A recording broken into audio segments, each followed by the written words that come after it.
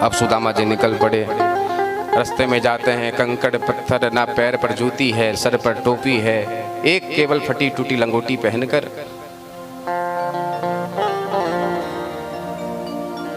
बार बार गिरते हैं, उठते हैं। अब जब रास्ते में जाते जाते एक नदी पड़ा प्यारे, नदी के तट पर सुदामा जी देखते हैं और उस नदी में बिना नाव के पार नहीं हुआ जा सकता। प्रभु ने विचार किया, देखो भगवान का नित्य संकल्प है, जो तू आवे एक पग में आऊं पग 60, और जो तू होवे काठ सो मैं लोहे की लाट। भगवान की तरफ आपको केवल एक पग बढ़ाने की देरी है प्यारे। भगवान आपके 60 पग की चिंता कर देते हैं कि मेरे भक्त को कहां कहां क्या क्या सुविधा देनी है। पग पग पर आकर ठाकुर जी ने सहायता करी। जब देखा कि नदी में सुदामा को पार होना है, तो स्वयं आज प्रभु आकर केवट बनकर नाव लेकर वहां बैठे हुए हैं सुदामा के इंतजार में। सुदामा जी ने कहने लगे, अरे भैया आप मुझे नदी पार करवाओगे? कन्हैया कहते हैं कि प्यारे मेरा तो काम ही है जीव को पार करवाना, लेकिन तुझे यदि पार होना है तो तुझे मेरे घाट पे आना पड़ेगा। दुनिया के घाट में जाएगा तो दुनिया वाले तुझे डुबो देंगे, और यदि तू मेरे घाट पर आ गया तो मैं तुझे फिर पार लगा दूंगा। अरे ये दुनिया वाले देखो कैसे आपको मक्खन का जूता देते हैं। अरे आप कितने अच्छे हो महाराज, कितनी सुंदर बात करते हो, कितना सुंदर बताते हो, दिखने में भी कितने सुंदर हो, आपके भजन। और ऐसे मीठी मीठी बड़ाई करके ऐसे डुबो देते हैं महाराज कि क्या बताएं, ऐसा लगता है कि घी के अंदर ही हम बैठे हुए हैं, अब न जाने कब आहुति लेकर के। इसीलिए दुनिया वालों की मीठी वाणी पर मत पड़ो प्यारे। यदि पढ़ना है तो आ जाओ इस ठाकुर जी के पीछे। सुदामा जी बड़े गदगद हो गए, तुरंत कूद कर जाकर नाव पर बैठ गए। लेकिन हमारे ये जो नवल किशोर है ना, ये भी बड़े नटखट हैं। ये कहने लगे, सुदामा कहने लगे, भैया ठीक है पार करवा देंगे, लेकिन एक बात बताओ, हमें उतराई क्या दोगे? और जैसे उतराई का नाम लिया, जितने तेजी से सुदामा जी नाव पर बैठे थे उससे अधिक तेजी से कूद कर चले गए, जाकर तट पर बैठ गए चुपचाप जमीन पर। अब सुदामा जी बार बार रोए जाएं कि हे नाथ अब ये नदी कैसे पार होगी। अब बार बार ठाकुर जी को याद करते हैं। देखो भक्त हमेशा किसके सहारे रहता है? कन्हैया ले चल परली पार, सांवरिया ले चल परली पार, जहां विराजे मेरे प्रीतम,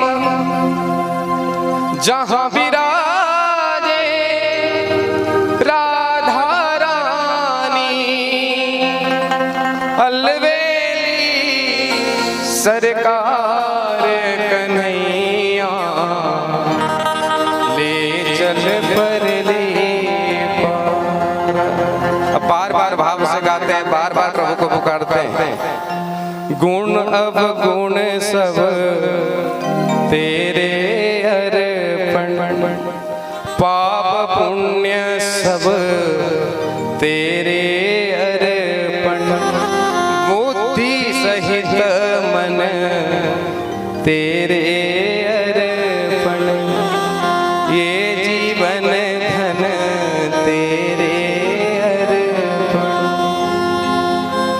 हे प्रभु मेरे जीवन का सब कुछ तो तू ही है, मैं किसके भरोसे नदी को पार करूं?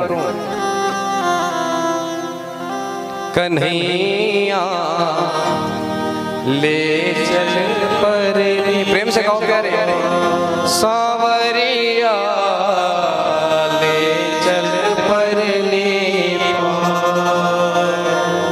और देखो भक्त क्या कहता है, जग की कुछ परवाह नहीं है। जो भक्त होता है ना प्यारे, उसे दुनियादारी से कोई मतलब नहीं होता। जग की कुछ परवाह नहीं है, सुझती अब कोई राह नहीं है, तेरे बिना कोई चाहन। एक बार तेरा दर्शन हो जाए सांवरिया बस, और बची कोई राह नहीं, हाथ में कुछ नहीं है। इसलिए मेरे प्रीतम मेरे माझी,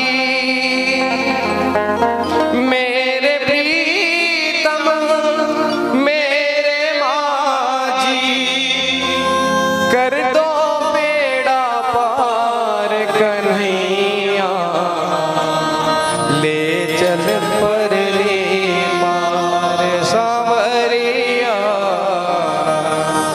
ले चल परले पार। अब बैठकर भाव से सुदामा जी रोए जा रहे हैं। भगवान बहुत मुस्कुराए महाराज। अब सुदामा जी के सामने ठाकुर जी आकर बैठ गए। ये तो आंखें बंद कर बड़े भाव से पुकार रहे हैं ठाकुर जी को, और ठाकुर जी तो स्वयं केवट बनकर बैठे। भैया इको कम कर दे। आकर सामने बैठे। जैसे सुदामा जी ने आंख को खोला, ठाकुर जी कहते हैं, भक्त एक बात बता, सच में तेरे पास कुछ नहीं है? सुदामा जी ने कहा, क्या है, आप तो मेरी दशा देख रहे हो, सच्चे मन से बता, सच में तेरे पास कुछ नहीं है? सुदामा जी के आंख से आंसू निकल पड़े प्यारे। सुदामा जी कहते हैं कि प्रभु भैया मेरे पास जो है वो कोई लेना नहीं चाहता। क्या है? बोले गरीबी। किसी के गरीबी को कौन लेगा प्यारे, बताओ। अरे जो संसार में जिसे आप अपना मानते हो, आपका भाई, आपका मित्र, आपका परिवार, कोई किसी के गरीबी को नहीं लेता प्यारे। ठाकुर जी कहने लगे, भैया तो मैं कहा तुमसे रुपया पैसा मांग रहा हूं, तेरे पास जो है सो मुझे दे दे, तू अपनी गरीबी मुझे दे दे बस, चल मैं तुझे पार लगाता हूं। प्रेम से कहना पड़ेगा राधे।